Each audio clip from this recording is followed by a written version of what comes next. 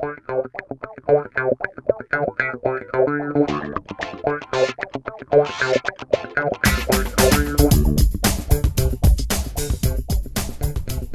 guys, and welcome back. This is War Council. My name is Caleb Dillon. And I'm Philip Corman with Brushwork Minis. And this is a podcast dedicated to hobby and painting and all things miniature and wargame related.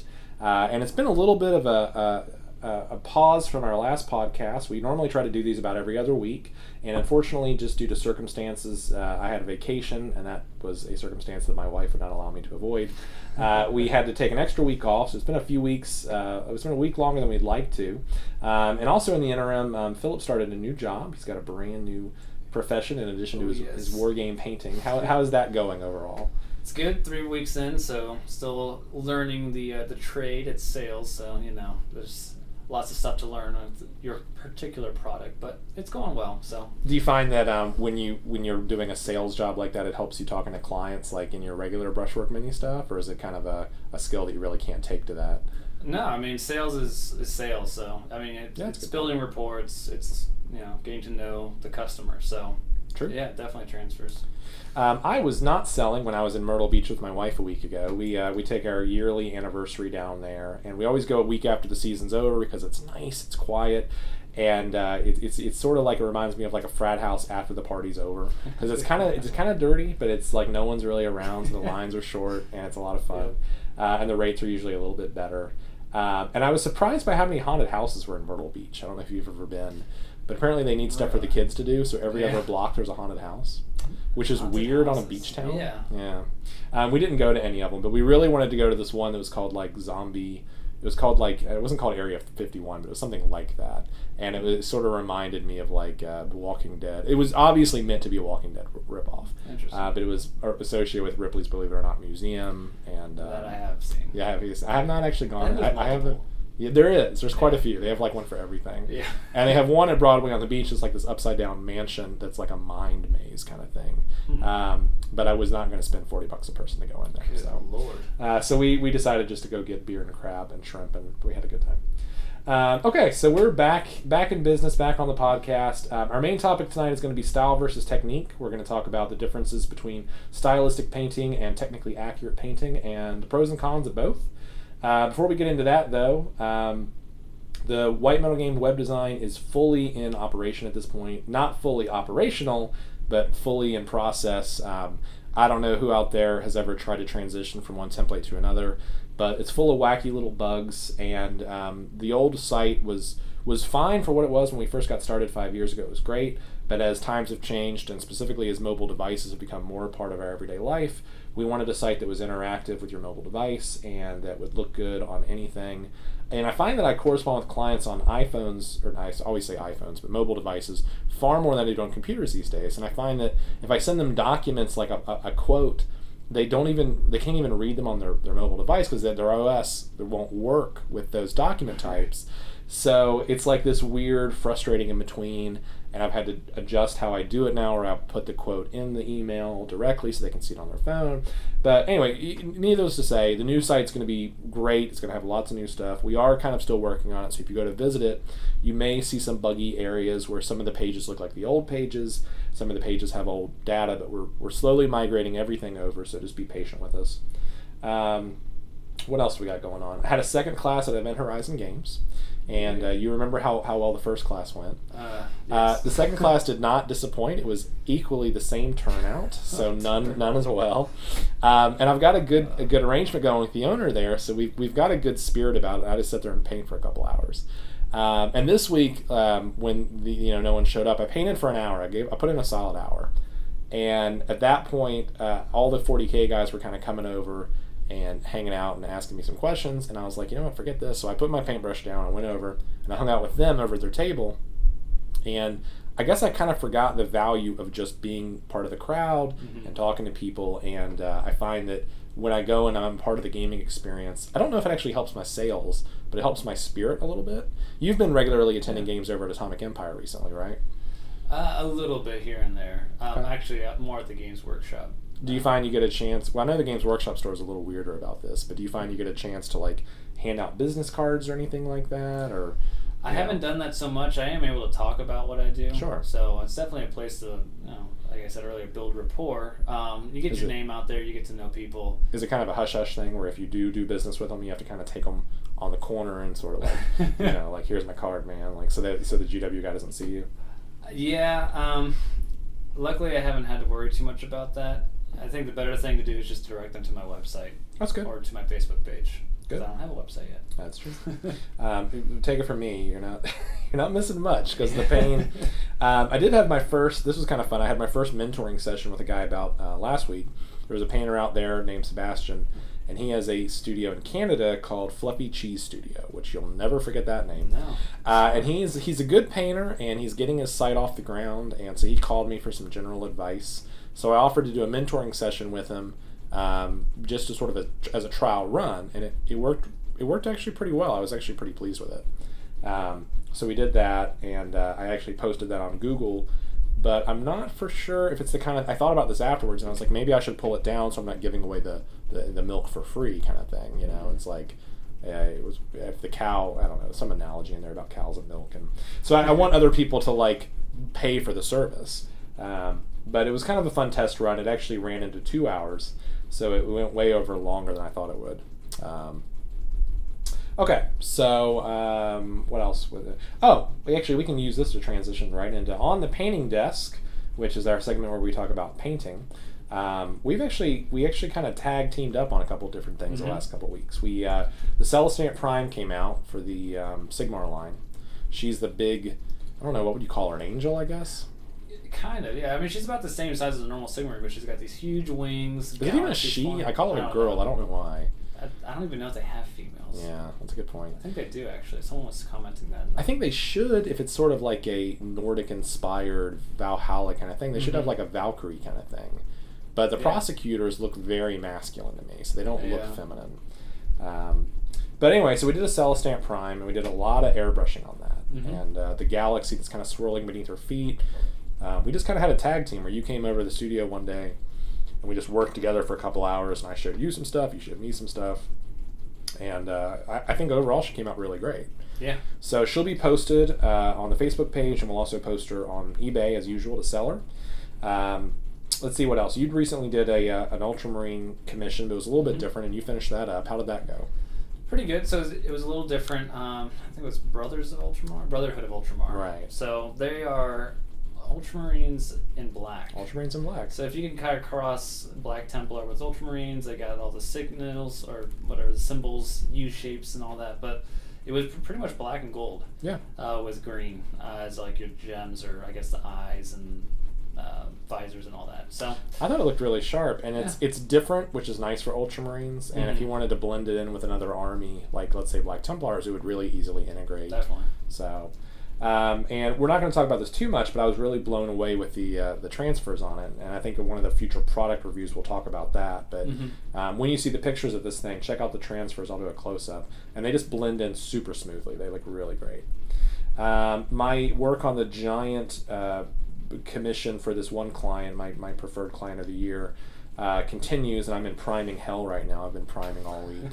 And you don't think about how hard it is. I was thinking about this earlier because I have a lot of people who request priming on projects, and I had to sort of come up with a mnemonic for how much does priming account for the project, how much does assembly account for the project, and I roughly came up with the idea that priming is about 10% of the value of the model.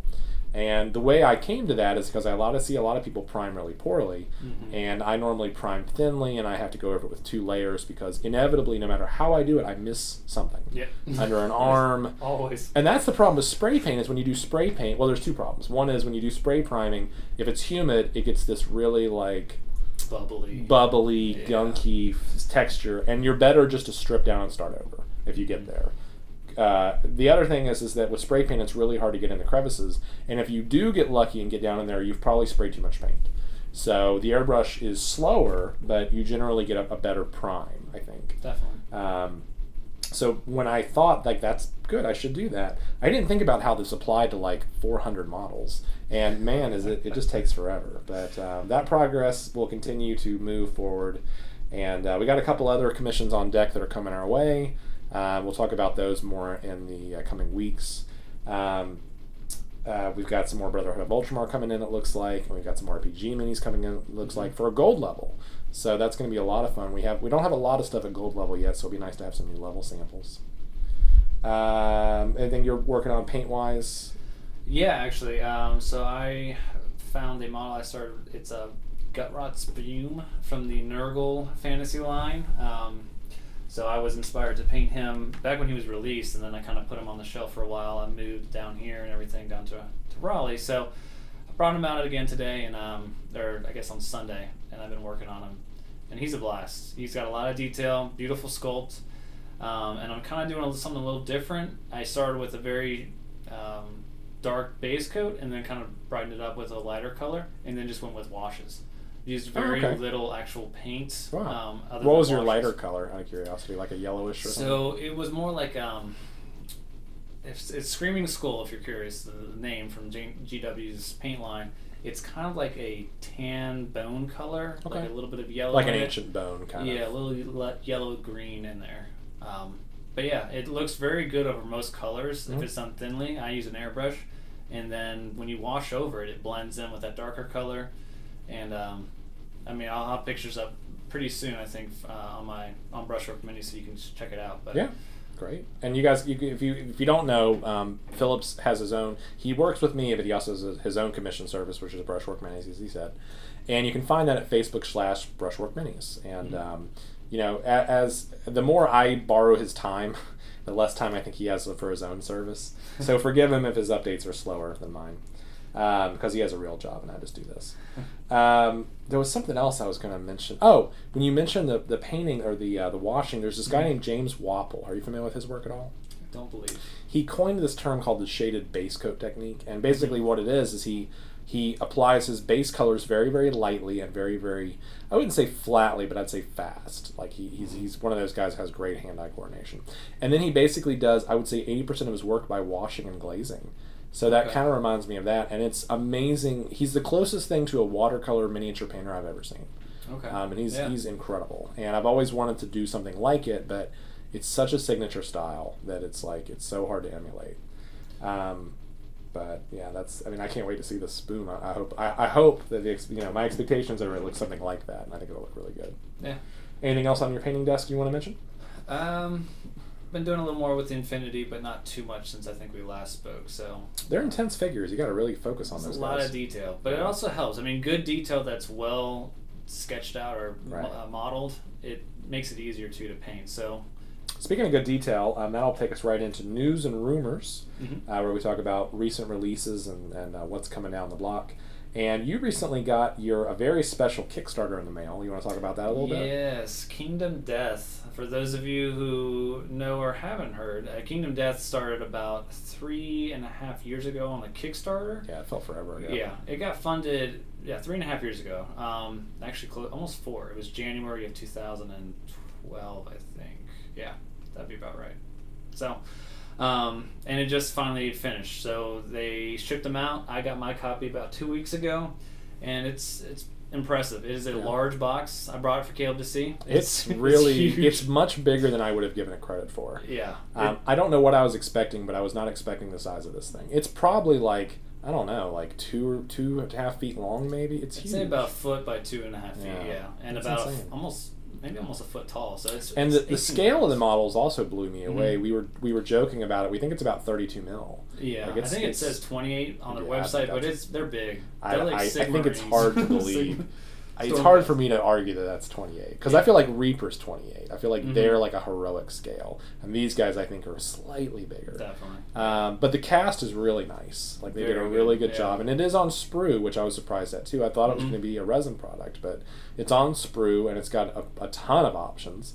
And as Philip has like sort of talked to me more and more about the game, it's more of like you've said like a long-term kind of board game campaign, which is almost sort of like, I don't know if I'd say it's like the Monopoly of fantasy, but you talked a lot about how you're developing settlements and your survivors are more like just, you don't really develop them as much as you develop the settlement. It is all about the settlement. Your survivors that you're playing tend to die a lot. Right. And your goal is... So don't get attached, is what you're saying. Yeah, exactly. Most likely they'll die. They'll get severe injuries, which will carry over to the next year.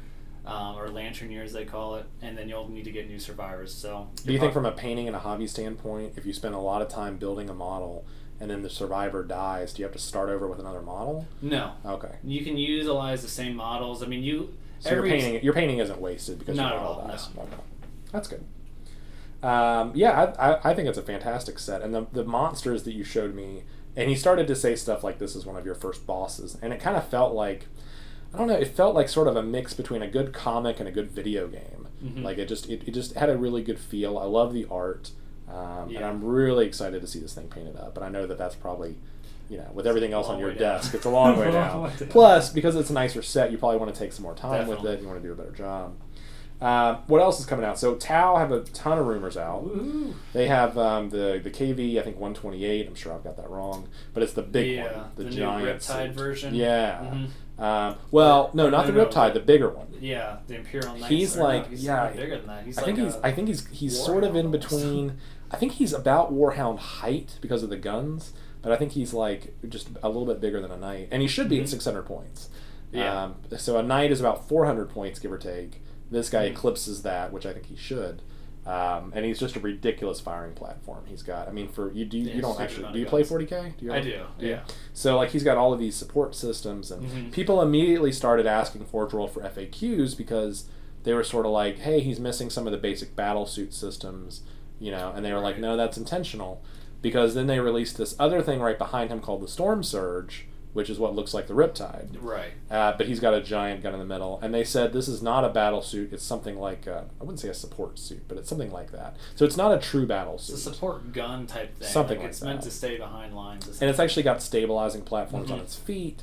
So it's a really cool model. And I would be more excited about this, except I have a Tau project on my desk that's been sitting there for months. And I got it primed and I got the base layer painted. And then it just kind of has just fallen behind because of all the other stuff I've got. Yeah. And fortunately, Decline is a really nice guy, and I'm doing it kind of as a quid pro quo thing. So he's been really patient with me. But I wanted to email him and be like, hey, do you want to add these guys to your line? But I don't even have his basic stuff done yet, so there's no way. I've decided in a week or two I need to have a Tau day, like we did the Orc day a few weeks ago, and just kill it. Yeah. Just get it all done in a day. Okay, the other release I want to talk about obviously was Scarbrand. There's a couple of little releases that they released for Khorne, like some other guys, and I don't really care about them. Well, Scarbrand was just a reboxing, or repackaging. No, he's brand new. Scarbrand? Yeah, the Bloodthirster one? Oh! Yeah, he's brand new. I'm sorry. I'm thinking of the guy with all the maces and stuff that they just reboxed. That probably is a rebox. Yeah. Those guys, I'm actually kind of bored with Khorne right now because there's just so much of it. And I know that we were trying to be consistent and be like, every time one comes out, we're going to paint it. And then it just didn't happen that way. It's repetitive. It's repetitive, and then we had client commissions that were burning a hole in our pocket. We had to get those done. And we ran out of time. I might make an exception for Scarbrand, though, because he's incredible. He's really good looking. And, I don't know, what do you think about him? I've never actually talked to you about the Bloodthirsters, because you painted a Bloodthirster. I did paint a Bloodthirster. Yeah. He doesn't have as many options as the Bloodthirster. He has no options. Yeah, he's like one axe. He has two axes. Although I did notice looking at the sprues that he looks like he has a lot of the same sprues as the Bloodthirster. That's cool. But with an extra one replacing, I think, a couple of things. That makes sense, kind of the way a Predator chassis replaces like a Whirlwind or whatever. Exactly. So, I mean, he looks interesting. He looks good. I was actually kind of excited about the other model they released last week, which was the Priest. What was his name? It was a hero character for Khorne, but it was like a skull priest or something. There was some guy I saw that looked kind of tall and lanky. Was that him? I think so, yeah. Yeah. He looked pretty good. He looked like he had like a bald head or something like that. He was different. I hadn't seen him before, which is why he stuck out to me. Definitely. He's more unique. I guess the thing with Scarbrand is he is very much like a Bloodthirster. I kind of feel like you could just easily proxy that. Probably. Why would you buy a new model for Scarbrand? I agree. And $130, he's not a cheap model. He's more expensive than the Bloodthirster. Is he really? Yeah. I didn't realize that. One of the things I do like about him is that the wings really remind me of the third edition wings, because they sort of took it back. And what I like about that is it makes me feel like he's older. Like he's not your traditional, bloodthirster. In fact, I think his face looks like it's got like scar tissue, like skull or bone. I couldn't tell if it was like a skull mask that was. Yeah, I think a mask for a bloodthirster would be kind of funny. Yeah. Like not funny, like haha, Yeah, but more no, like weird. Like Like he's at a kid's party, like it's not me, Mm-hmm. or whatever. But the wings look pretty good. The more I Yeah. looked at them, the more I liked them. They're really tattered up, so I'm excited about His that. axes were cool too. Yeah, and the rules wise, he's actually pretty good. Mm-hmm. Like he's slow because he doesn't have wings, but he's not as slow as, let's say, a foot-slogging infantryman. He's kind of in between. He's at that nice monster range, so he makes up the ground fast, and the axes are really powerful. One of them in particular, I think Carnage or something, is just insane. Because one of them I think causes instant death if you do, I don't know, something like that. He has hatred and all those things. Like he has a lot of attacks, can re-roll them if he misses. He's got re-rolling after. He's got a book. To wound. Someone pointed out that they said that they felt like he was the most powerful guy in 40K, minus Drago, which is probably as it should be. Which again makes me disparage that Drago is again like the most unbeatable thing ever. And I'm not really a rules player, so I don't care that much. But it's funny that anytime anything comes out, people always compare it to like, oh, he's the best. And the bar keeps getting raised. Okay, so we're gonna put a pin in news and rumors for a second, and we're gonna move on to the heart of our talk today, which is our tips on technique, where we talk about whatever is our main thing. And this week our main thing is style versus technique. And by that we mean that we've had. How long have you been painting now? Do you think? I've been painting. Actually, this is probably a good question. Like, I painted my first mini when I was like 14, but I don't know if I would call that when I first started painting, because that was pretty crappy. So you started at that point. That's when I would say I started painting. Yeah. It was terrible, Right. Definitely for a while, and it was off. Do you remember the first mini you painted? I do. It was a starter set for Games Workshop. It had Space Marine, like 5 Space Marines with paints and a paintbrush. Oh, okay. I remember that set. It was like $25. It was amazing. Yeah, It was prices a great were deal. great back then. But what color did you paint it? What color? Traditional ultramarine. Very ultramarine. Super thick paint. Was blotchy and blotchy. terrible. I did a jeans. A friend of mine got me. The way he got me into 40K was he convinced me there was Aliens in 40K. Aliens was really big when I was a kid. I loved it. So the Ridley Scott version, not any of the Stephen Spielberg versions. So he told me about Tyranids, and I immediately fell in love with them. And for some reason, he had a bag of like 30 Gene Stealers, and I don't know why, but he brought it to me like a kid would bring their lunch from home. So it was like 30 of these Gene Stealers in a bag. And I didn't prime them because I didn't know priming was important. So I took them home and I painted them up, and I found I had to get cheap paint, so you go to Walmart for cheap paint. Yep. So I got the craft paint, and I got a purple metallic, like a pearlescent purple, and a pearlescent white because I liked the shininess. And I don't know what the blue was I picked, if I even picked a blue. So I've got these metallic-y looking guys with these great gobs of paint on them, and they just were awful. And then to make matters worse, years later when I knew what I was doing a little bit better and I started to strip them down, I stripped them down in acetone instead of oil releaser. And I don't know if you've ever put plastic minis in acetone, but it's acid, basically. So just like acetone for nails removes nail polish, acetone for plastic removes everything. So I went out there the next day, and there was this big gooey mound of 30 Gene Stealers, which when you're 14 is like your entire month's allowance. Right. So then I had nothing. I went from having shitty models to no models, basically overnight. So anyway, but that's where you started. That's where I started. So cut to like I guess 20 years later, I think I'm marginally better than that guy. Sure. So now what we want to talk about is I've had a lot of time to think about this, and kind of there's what I would call the GW heavy metal way of painting, and then there is other ways of painting, and I don't think the GW heavy metal way of painting is a fair. There's the traditional way of painting, and then you have also guys that just basically say forget that, they break with tradition, and they go off and do their own thing. And what I wanted to kind of do was just open up a discussion about which is better, is there a better, that sort of thing. So in my experience, when I kind of got into painting, like I found that the harder techniques like blending and lining and edging were such a pain in the ass. I was always looking for shortcuts around them, which is why I got into washing and glazing and blending when I could, but not traditional blending. And so I started to develop my own style, and we've kind of talked about this off air a couple times, that as you develop your style as an artist, as you sort of paint more and more, you stop paying attention to what the rules say, and you sort of start going with your gut more. Have you found that to be your experience? Yeah, I mean, like you were saying, shortcuts. I think you start to find ways that fit your style. I think we call it style, but it's the way you like to paint. Right. And part of that has to do with your lifestyle. Yeah. If you're the kind of guy that likes to paint a model for 80 hours versus you like to paint 80 models in an hour, like your technique's going to be different. I don't really know. See, this is what I wanted. I wanted to sort of have an open-minded discussion, but here's the thing: it's like it's such a broad topic. So let's go into like some of the basics. Like one of the things that I think is the general goal at a miniature. Maybe I'm wrong here, but the general goal is to make it aesthetically pleasing. Like that's your overall goal. Of course. And all of the techniques work towards, one of the ways to do that is to create depth in your miniature. And all of the fancy techniques like highlighting and shading and shadows and washing and all that stuff are really sort of to separate your highlights from I'd say your shadows. So you're creating that level of depth. So you're trying to create what is basically a flat three-dimensional model with no color. So it looks two-dimensional. And then you're trying to get it back to being three-dimensional. But more than that, you're trying to create great depth in 3 dimension. And that's what all of the funny, I wouldn't say funny, I keep calling them funny techniques, but all of the advanced techniques like feathering and blending and lining and black lining and brown lining, and all of that is really designed to sort of pick out details and make them stand out to create depth.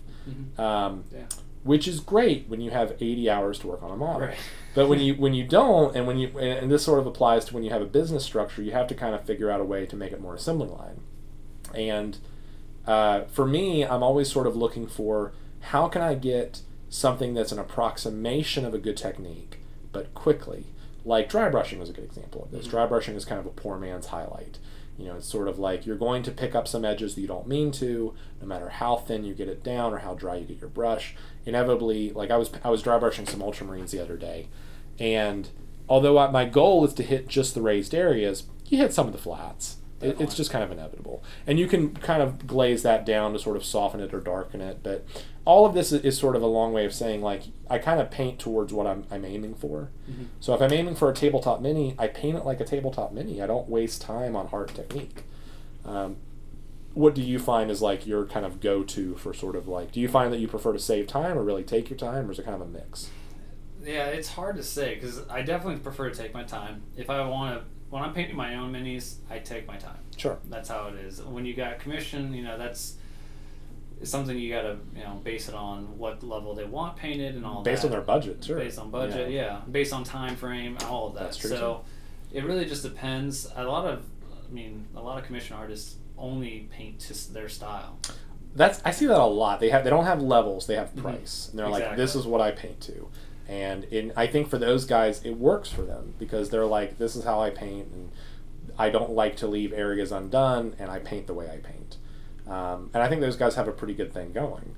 Yeah. Do you think in your own business that's a model you'll adopt, or do you think you'll continue to adopt levels? Like mine is all levels, levels across the board. What do you think you'll adopt more for brushwork? I would love to be in a place where it would be style, where people are paying me for my style and the way I paint. I don't want to spend time doing something mundane or that I find boring. So, and if people appreciate your style, they'll pay you for it. So that's... What about services that are kind of like... So, for example, I can't think of the name of the guy's service right now. Well, we'll use Awaken Realms because that's kind of our go-to. So Awaken Realms, I think, is a pretty stylized service. Yeah. I feel like they do mostly airbrush, of course, but they do a lot of detailing too. But they're a great example, I think, of a service that is both stylized and, they're very technical because their hand-eye coordination on their stuff is great. They have a whole team of artists, but they've managed to blend all of them together seamlessly into a very transparent company, so you can't tell what one guy did versus what another guy did. So I think they're a wonderful in-between mix of like that sort of stuff. Whereas you have someone like GMM, that's what I was trying to think of, or Grey Matter Musings, who is incredibly stylistic, and I actually don't think he has levels. I think he just has paint, and his stuff is great, but it's like when you book him for that. You don't book him for anything else. to sort of dovetail out of that for a second, so why don't we talk about some of the techniques out there, and kind of like, for me, for example, because I'm a batch painter, and by that I mean I'm always doing like 400 minis, not 4 minis. And there are some people that make a living out there doing 12 minis a year, and that's amazing. But for the rest of us who have to sort of make a living on bulk, we'll sort of take a technique real quick, and we'll just try it back and forth here, and we'll see where it goes. And we'll sort of discuss, is it a good technique, and what's a cheaper version of the technique maybe. So let's start with feathering, which is always my hardest technique to master. And feathering, for those of you who don't know, is basically blending, but it's not wet blending. It's actually sort of like blending the color traditionally how it was supposed to be blended, which is you take the color and you thin it out, and at the edges you disperse it thinly so that it rests on top of the other color, so that lower colors come up through it, and so that the transition is seamless. And that's the bottom line, is that you're trying to create a seamless transition. Essentially a glaze, right? I mean, that's basically, but with a glaze, I think you're also toning the surface. Like let's say I apply a highlight on something that's too bright, I can glaze it down. Now, by default, Sure. that does blend it. Mm-hmm. But if I'm, let's say, applying a highlight to a model, let's say it's a muscle, and I'm applying a highlight, if I want to blend that down, I might put the brightest color on top and then using a brush that's like a wet brush, so I don't drag out I'm not trying to absorb the paint, I'm trying to drag the paint. Mm-hmm. So I drag the paint down towards the shadowy area, and even talking about it's exhausting because it's so slow. And basically what you get is you get a seamless gradation between highlight and shadow, and that's the whole goal. Now, that's what the traditional feathering is. First off, do you ever do that? Do you actually ever use that technique? Because I almost never do. I rarely use it from time to time. It depends. Usually, I feel like it's more to like fix a mistake. Really? Yeah. And it can be. I think that's one thing. So why don't we? I've had a hard time mastering that technique. So I look for the poor and cheap and easy techniques, and one of them is, I think, washing to sort of blend in areas together. And again, with the goal of making the seamless transition. The poor man's solution, I think, is wet blending. So where you have colors, you put a drying retarder on the palette. So let's suppose you're trying to blend red and blue to purple in the middle or something like that, or whatever. So you mix in some drying retarder with the blue, with the red, and you put it on the brush or on the palette, and then when you mix them together and you sort of blend them together with your brushes, you get that area in the middle where the colors merge. Mm-hmm. And the transition becomes, you can't tell where one paint ends and where the other begins. It's different, but it's kind of like a poor man's version of it. It's an easier version to master.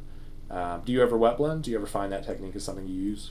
I do wet blend. Because you have a wet palette that you use. I do, yeah, and that helps immensely. But I don't know. I don't honestly know if I think it's fair to say it's a poor man's version of feathering, just because I think it's equally as difficult. You can easily just overwater. You can do things so I think they both have their skill that you need to learn.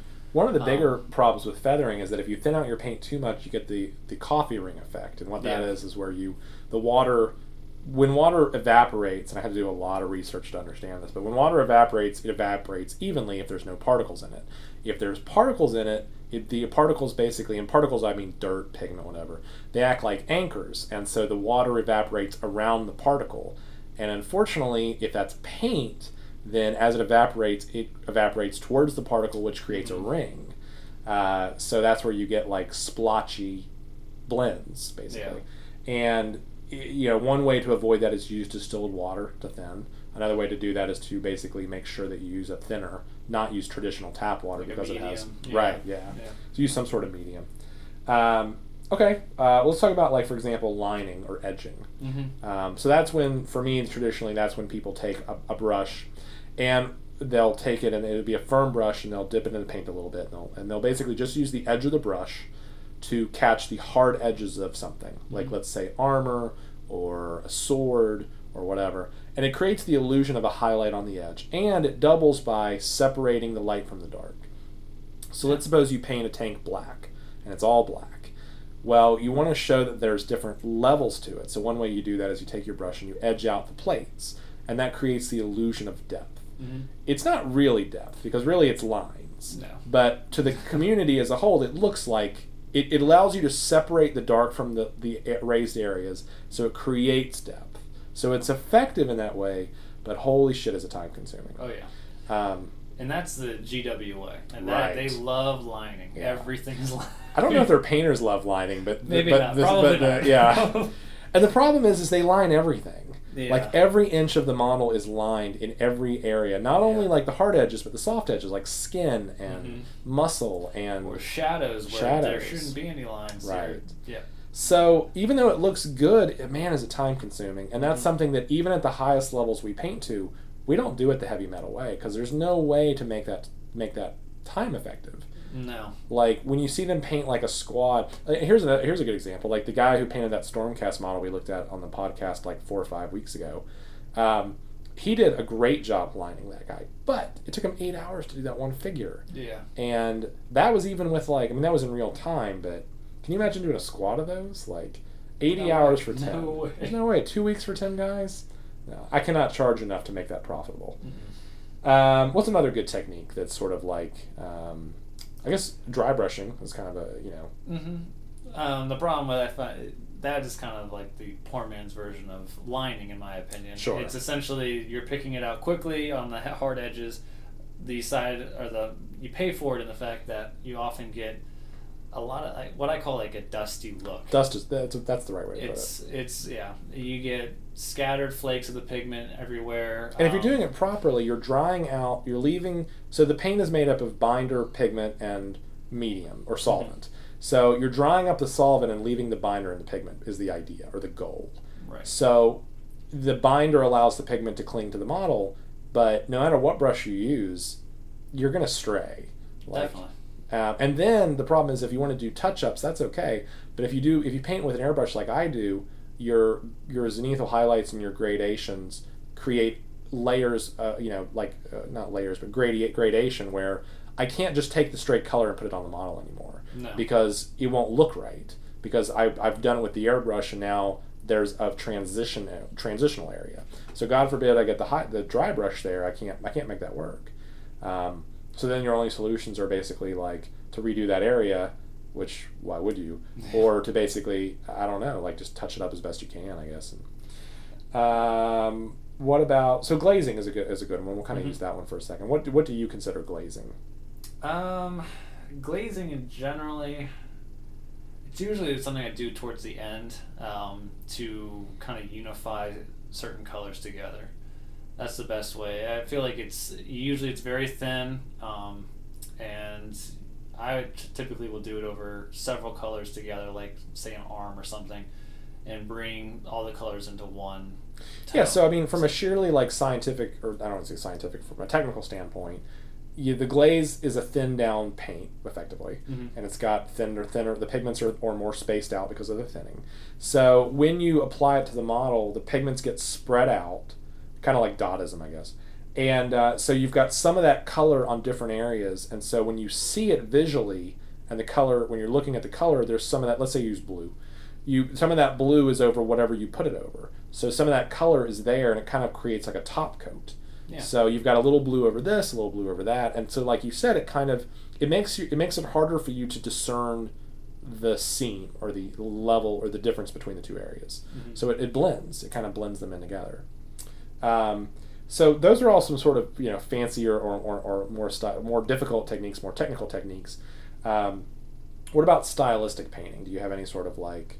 I guess when I think about stylistic painting, I think about like a nice way to say it might be breaking the rules, like going outside the norm. If you take the base rule of I'm trying to create an aesthetic model, and I'm trying to create depth, and if those are the only two rules that apply, then throw everything else out the window and just see what you get.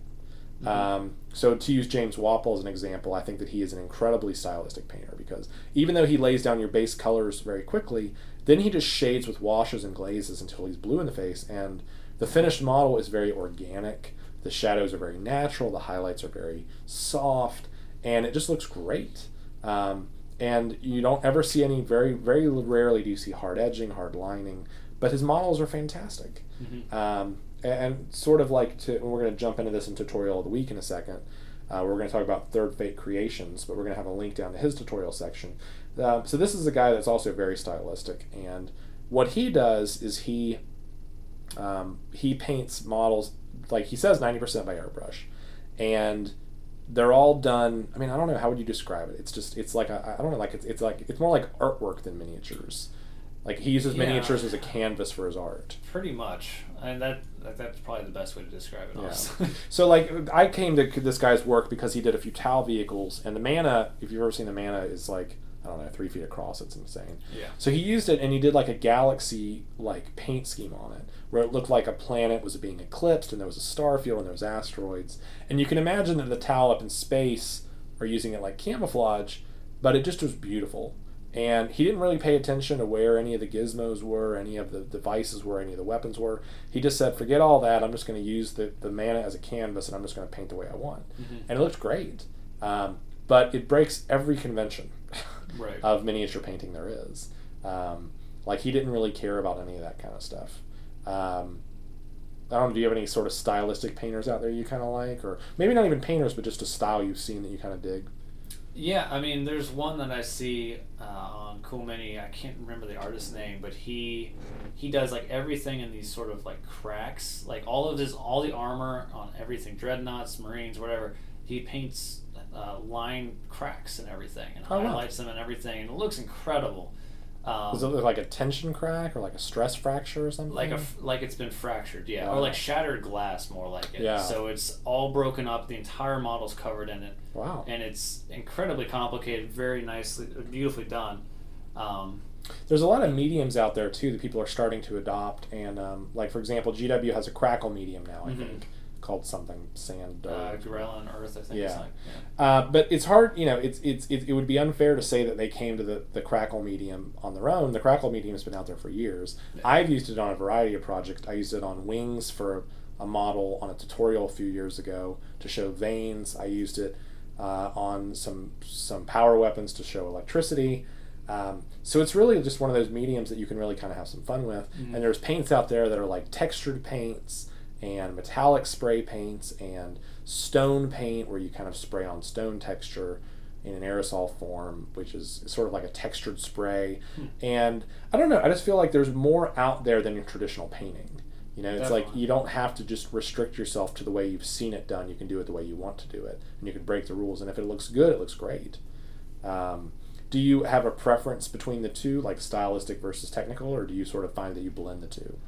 It really depends on the model, honestly. Sure. If it's a high-tech sci-fi like Infinity and stuff, I've gone pretty technical with. Sure. It's a lot of hard, like bright lights with non-metallic metal type looks, and that's technically a style, but it's also, I mean, it's very traditional technique where your light source is where it's supposed to be. Right. And then in other areas, I like doing more. Like Gut Rod has a lot of washes. Right. He's more organic.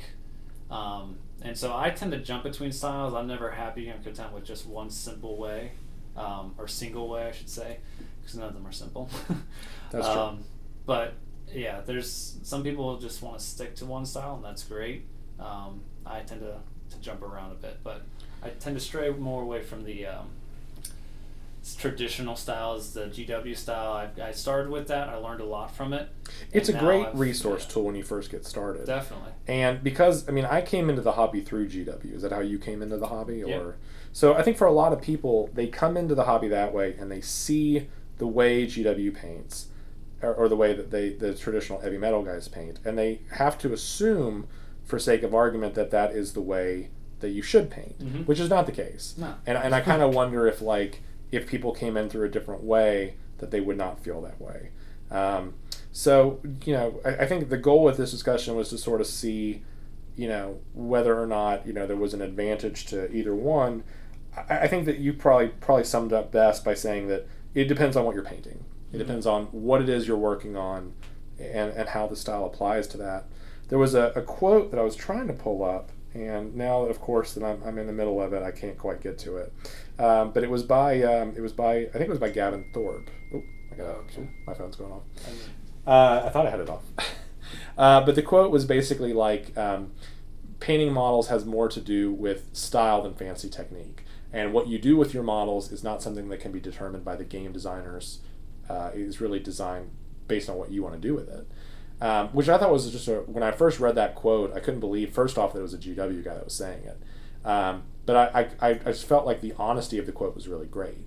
And it was more like about, you know, paint the way you want and paint the model the way Mhm. you like it. And if that's the way, if your model, if you want to paint, heavy metal way, great.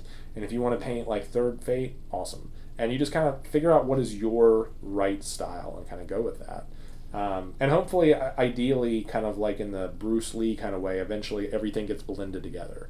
Like the style becomes the technique, and the technique becomes the style. And it's definitely something you want to develop. I actually had a funny story from a teacher back when I was doing an art class, and we were all trying to figure out, okay, what's our style? How do we, make ourselves unique? And he would ask us, he's like, do your signature, write your signature. And so everyone, you write your signature, and you just be like, there it is. Basically, like, it was kind of weird and corny, but at the same time, it's like, my signature was kind of rushed a little bit. It's very simple. Mine is super messy. Yeah. Which makes perfect sense for Yeah. how I paint. And it is. It actually, the more I think about it, the more, like, I like to do things more organically. I don't like to have a very technical look to it half the time. So that's, in a sense, my signature does kind of match my paint style. I think that's an interesting test. It's kind of like, because that's the way your brain interprets stuff. Mm-hmm. And it also has to do with, I guess, the state of mind you're in. Are you in a hurry to write your signature? Do you take your time and you're meticulous with it? So yeah, as a very simple, like kind of a Rorschach-y test, that's great. I like that a lot. We're going to just launch right into the tutorial of the week, and we're going to kind of breeze through it, because we kind of touched base on this with Third Fate Creations. I absolutely recommend going to his site, and we're going to put up a link to his tutorial section. And this guy, for me, he's kind of the pinnacle of sort of stylistic painting. And he has, I was going to list one tutorial, but he has like 50 really good ones. And they're from everything from glowing to OSL. So what I'm going to say is go to his site, look at these tutorials, check them out, and maybe give us your 2 cents. If you like them, tell us what you like about them. If you don't worry about it. It's hard for us to sort of measure who's all listening to this, but I know that we're getting more and more views every week on our Facebook page, because I see them. And I know that we finally got put onto the Bella Lost Souls weekly podcast thing. So I know we're getting more listenership, but we'd really like to hear from you guys. If you want to comment on our Facebook page, like us, tell us what you think, tell us what you want to hear about. If you guys have future topics, because it's really just me and him sitting around kind of trying to decide what to talk about. Sometimes we run out of ideas. We do. So why don't we just jump on into product review real quick. So this week we roughly decided to let you do it and talk a little bit, because you had preached to me on this idea of these colored pencils for painting a few weeks ago, which I was like, that's ridiculous. But you convinced me that it might be something to try, so I bought a little pack, and you used them on the Brotherhood of Ultramar Dreadmots, right? I did, yeah. So do you want to just roughly explain what they are, what they do, and how you use them, maybe? Sure. So I came across this in a tutorial. I think it was actually this guy was doing infinity models in a quick manner, and he actually brought up using watercolor watercolor pencils. And which look just like colored pencils. You may even be able to get away with just using a colored pencil. I'm not sure. I haven't tried that, but I bought some myself as well, and I did try on the Brotherhood of Ultramar. It's a quick way to do line work. You have hard edges, like on Dreadnought. You see there's very hard edges on the armor plating. You can use this to quickly just go over those edges and be done, and you get a pretty good solid line. It's not as, I would say, as clean maybe as if you painted it, almost like a dry brush effect. Are you using the edge of the lead, or are you using the tip of the lead? I use the edge primarily. I would, for sure. Yeah. Some of the more detailed recesses you might have to use the tip, but it's just fairly accurate. Do you ever find that that the abrasive quality of the lead will pull the paint away, like it's stripping it down? No, not at all. It's actually very soft. Maybe that's a distinguishing factor between a regular color pencil. Do you have to wet it down at all, or is the watercolor more in reference to the pastel quality of it? I think when you use it for watercoloring specifically, you're supposed to, but I found that it's better not to use it. So just use it straight out of the box. Just put straight on. And the pack I bought was a Crayola pack, and I got it for like $8, and it had all of the regular colors in the rainbow, so purple, red, blue, green.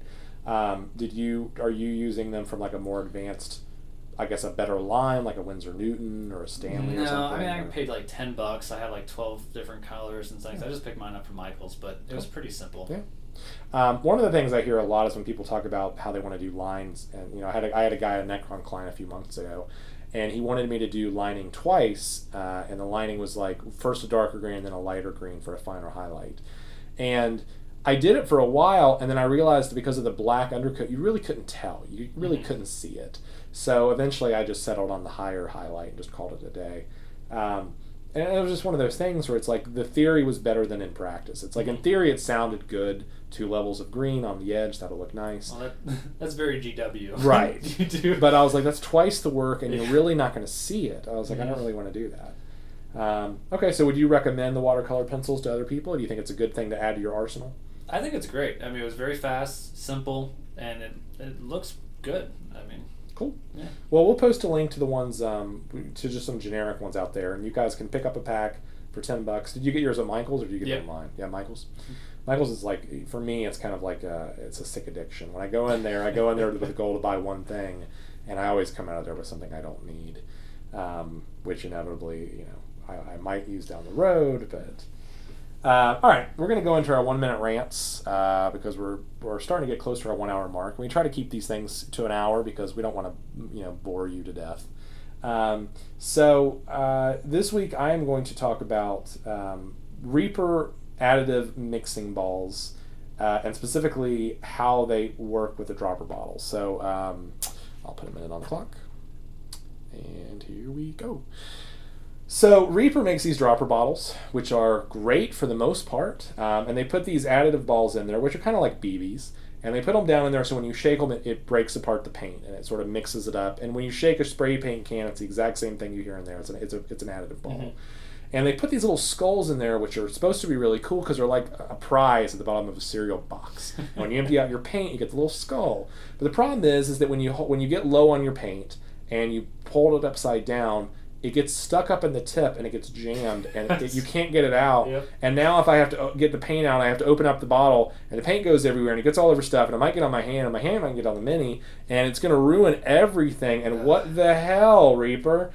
So it was a great idea, but the problem is it's just too small. Mm-hmm. So my suggestion is Reaper get a bigger additive ball, put an additive ball that's big enough that you're not going to like block up the dropper, but can also break up the paint. And you know what? If it's a bigger skull, that's okay. I'll use that on something. I'll use it on a project.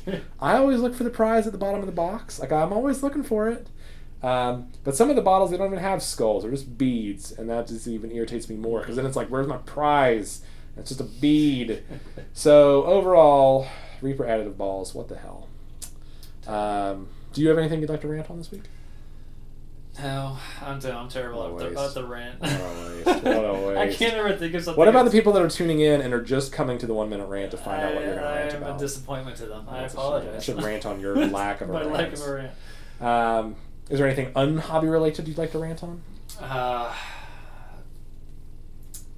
I don't know. You're pathetic. What the fuck is your... I mean, I could go off on politics, but that's just terrible. I don't think we're going to lose what 2 listeners we have out there if we do that. Well, that'll just take us directly into our outro then. We are out of here for the week. This is just a reminder that White Metal Games is a miniature painting service operating out of Raleigh, North Carolina, and we offer a wide range of wargaming products and services. Brushwork Minis is also a wargaming service operating out of Raleigh, North Carolina, and we work together on some tandem projects, but we also do individual projects. So check out my site at whitemetalgames.com. You want to do a shout out for yours? Oh sure, please stop by Facebook, Brushwork Minis.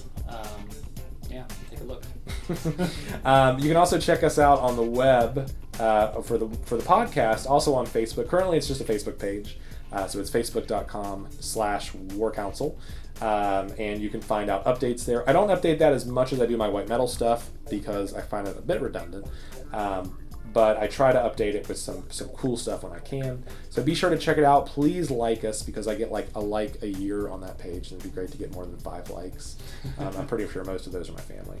And for everything else, I guess just be sure to check back on our white metal site. We are accepting commissions, even though we're getting we're getting kind of flush right now. We're looking pretty good for the end of the year. So we are, I guess, looking for projects for 2016 moving forward. So if you have some stuff you want to have painted up for next year, if you're saving up money for Christmas this year, perfect. Save your money, get in touch with us, let us know when you want to start next year, and we would love to put you on our queue.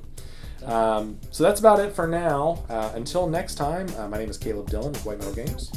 Phil Corman with Brushwork Minis. And put your minis where your mouth is.